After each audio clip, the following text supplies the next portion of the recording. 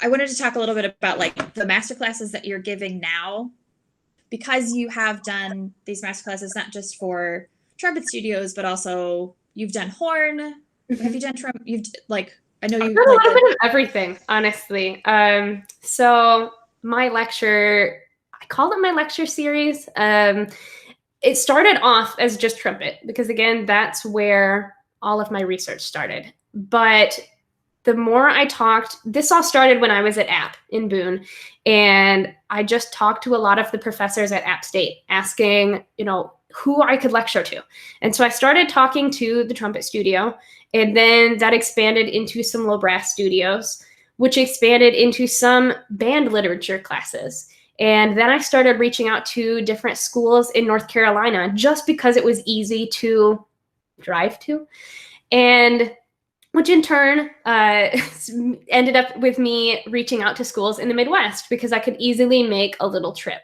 And so I ended up, this really all kicked off in February when I took 4 days and I drove to 5 different universities and gave 9 lectures.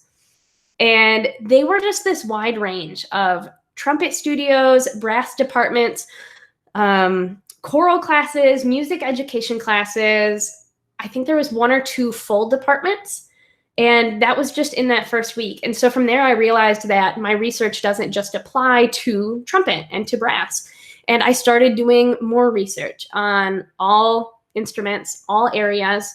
And when I started reaching out to schools for this fall, once everything got shut down and can't have me travel, it ends up working so well on Zoom because universities can have, their entire department on Zoom listening to this. And I cater every single lecture depending on what instrument, what audience I'm talking to.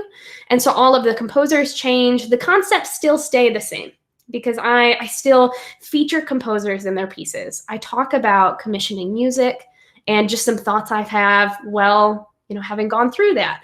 I talk about when it's to presentations that I know have music education students. I talk about some thoughts and some resources I have as a K-12 educator that could be really beneficial for them.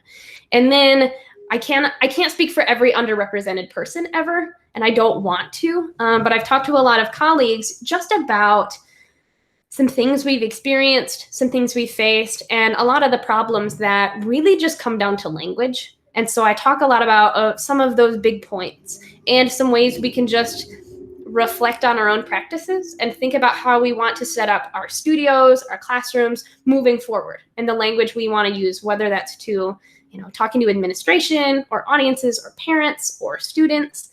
And then to end it all, I have resources.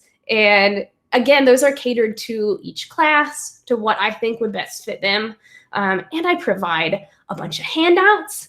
So it's a lot of stuff in an hour, but they've gone over so well. And it's been so awesome to see, especially this younger generation of musicians and educators thinking about all of this, thinking about the representation, thinking about the inclusion, and how it doesn't actually take that much work to start making some tiny changes into their programs. Which in return, if they can change their small little bubbles, that's going to have that snowball effect. And we're going to be able to create this culture shift and just create a generation of more, empathetic people and musicians and educators that want to question and want to have their opinion be heard and not just go with the flow, playing the same pieces like the professional does.